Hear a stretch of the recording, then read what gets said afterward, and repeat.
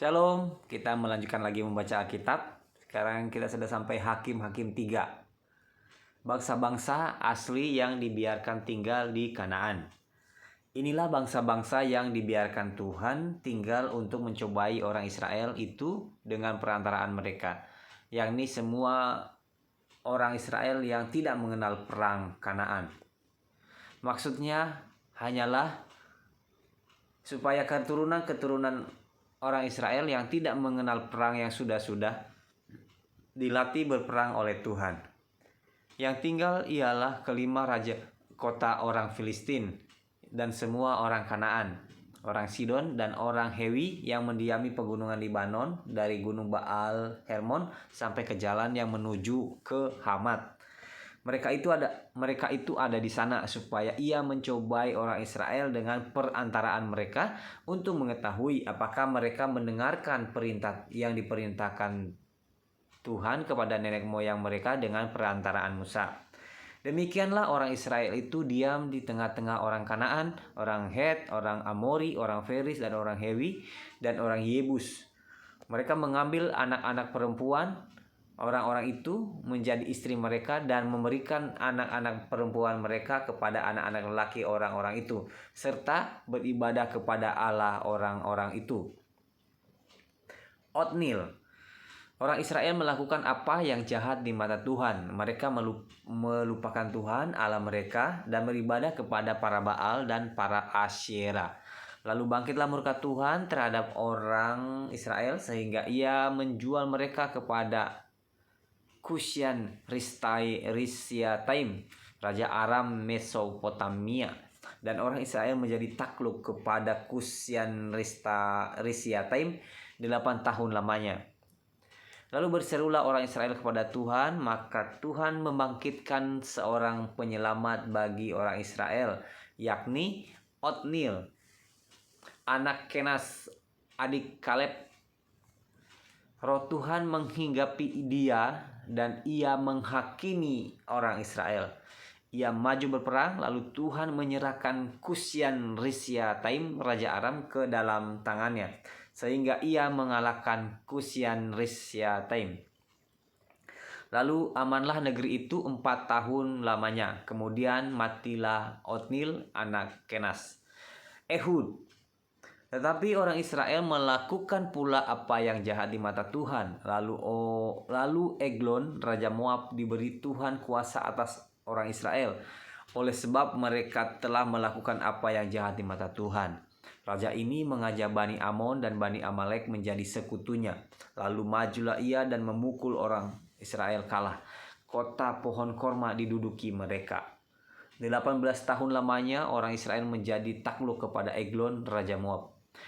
Lalu orang Israel berseru kepada Tuhan, maka Tuhan membangkitkan bagi mereka seorang penyelamat, yakni Ehud, anak Gera, orang Benyamin, seorang yang kidal.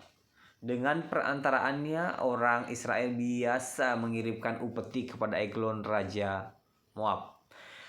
Dan Ehud membuat pedang yang bermata dua, yang panjangnya hampir sehasta. Disandangnya lah itu di bawah pakaiannya pada pangkal paha kanannya.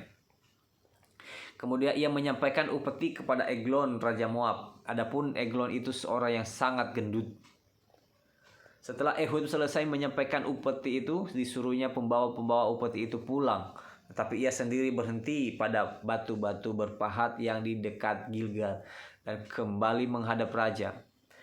Berkatalah ia, ada pesan rahasia yang kubawa untuk tuanku, ya raja. Kata Eglon, diamlah dahulu. Maka semua orang yang berdiri di depannya itu pergi keluar. Lalu Ehud masuk mendapatkan dia, sedang ia duduk bersendirian di kamar atas di rumah peranginannya. Berkatalah Ehud, ada firman Allah yang kubawa untuk tuanku. Lalu bangunlah ia berdiri dari tempat duduknya. Kemudian Ehud mengulurkan tangan kirinya.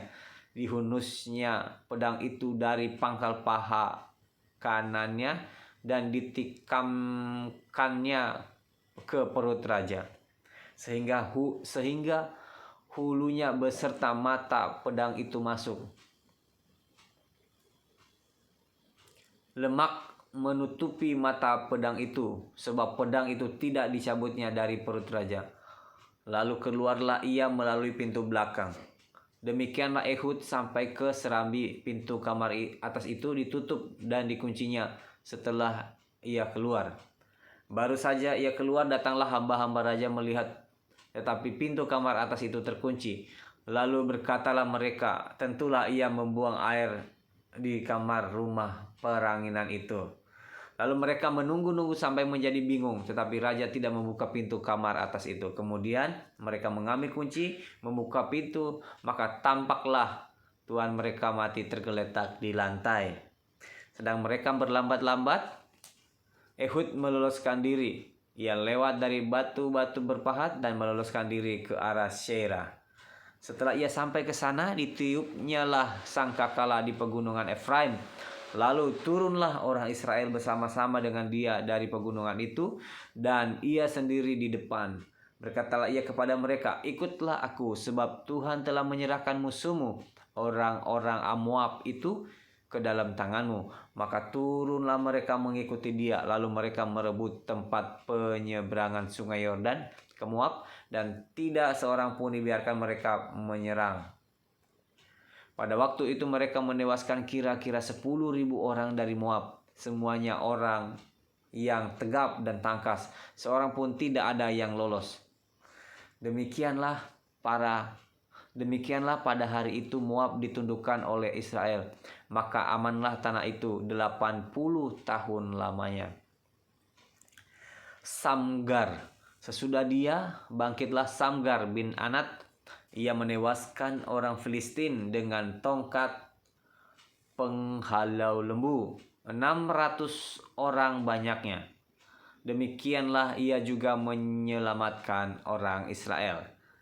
Demikian membaca Hakim-Hakim 3. Terima kasih, Tuhan Yesus memberkati. Shalom.